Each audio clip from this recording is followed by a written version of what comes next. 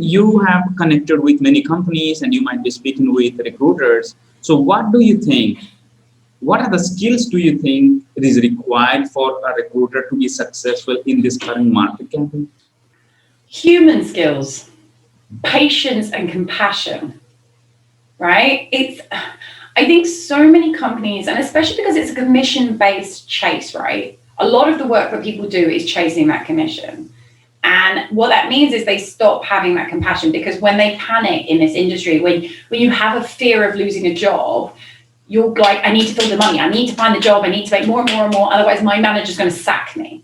And if you ask most recruiters, that is the mentality. Like, if I don't submit 100 candidates this week, my manager's going to sack me, because it is very much a higher environment mentality. But I think we've lost a lot of the human element of the fact, at the end of the day, if you only find five candidates are better than 100 if it's 5 good candidates. And I think we need to start bringing back that human compassion of the fact we are dealing with people. We're not just dealing with numbers. And I think individuals who I've seen be massively successful in this industry are those people who genuinely care about the person sitting in front of them. Like, they want to engage with them, they want to get to know them, they want to do the best by them. And then what happens is they go, okay, cool, I've got a job that's right for you, rather than being like, I need you to fill this job because I need to chase my commission and my manager's going to kick me if I don't, right? It's the wrong mentality. And actually, I don't think it breeds really strong relationships. It just the whole thing gets damaged. So just being a good, true person and caring, that's how you succeed. So it could be from recruiter to candidate or manager to the team members you're talking, right? Exactly. It works all the way through. And I think actually we always focus on how candidates and recruiters communicate, or recruiters to companies, but we forget about the power of that internal dialogue, right? If your manager is on your ass constantly being like, do more, do more, do more, do more, what ends up happening is often you forget that personal interaction side, because it takes time to build relationships, right? Messaging someone on LinkedIn and building that rapport with them and being like, I actually care about you because I've looked at your profile, I've seen what you talk about, I've seen what you post about. That takes time. When you've got your manager sitting on your head being like, work faster, move more, do this, that dialogue doesn't actually encourage or motivate someone to work harder. Actually, it really breaks them. You can see it all over the faces. You know when you're speaking to a recruiter who has that kind of pressure, because they're just like, they're fatigued constantly. Rather than motivated, they're fatigued, which means the overall experience is shot, and actually their ability to do their jobs well is broken as well, because they're just not thinking. Yes, it's like, okay, I come, I do the job, and I wait for my money to come, and my job is done. There is no heart and soul to what they do. They should love it, right? You should. Yes. I'm a firm believer that whatever job you have in life, you should wake up in the morning. Okay, you're not always going to love your job, that's a reality. But 90% of the time, you should love what you do. Exactly. And if you don't love what you do for whatever reason, whether it's the manager or the job itself, make a change. There's enough recruitment agencies out there for you to go, if it's a rubbish manager, you could lift and move. Right? That's the joys of this industry. There are so many of us. We pop up like daisies every other second. So you're not trapped.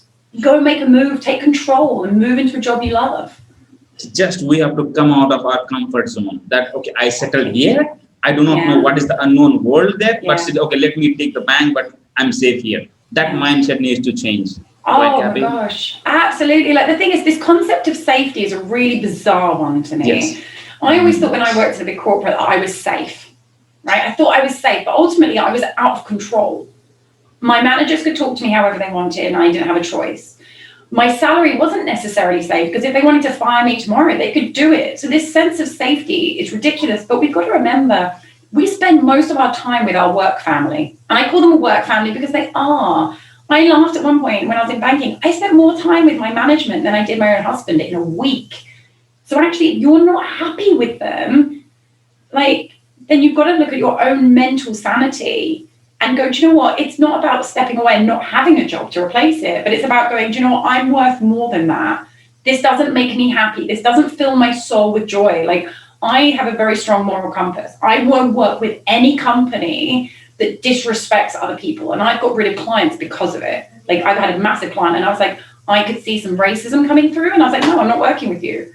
And people are like, you're nuts, it's money. And I'm like, no, it doesn't, like, I don't agree with it. I won't tolerate it. Go away.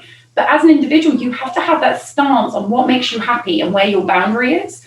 And if you feel like you're not going to be happy and you're not being made happy where you are, you live one life, make a change. Go grab it, get on with it, and you'll be so much happier in totality if you do that one change. So one needs to understand their values and belief system, Gabi. Then only we will understand what we love and why we should not stay here. As long as someone doesn't understand their own value systems, they will be wondering why something is making me happy, why something is not making me unhappy. Absolutely. And the thing is, the longer people leave it, and I did it, right? Hands up. I'm a self-confessed person. I did this. I got stuck in the rut where I knew what my value was. I knew I wasn't happy, but I let it go on too long. And because I let it go on for so long, I actually stopped believing in myself and my ability to do something. Because I was like, well, actually, if I feel like this and they're talking to me like that, is this because I'm just not very good? And like, it just really started to etch into my brain that maybe I'm just not good enough. And as soon as you leave it too long, the damage and the ability to rectify that situation is actually a lot harder. It's taken me kind of 2-3 years to really get over the damage I caused to myself by not stopping and going, do you know what? I'm unhappy. Why am I not unhappy? Or why am I unhappy? Let's go. Like, let's make a change and move and shift. So you're 100% right.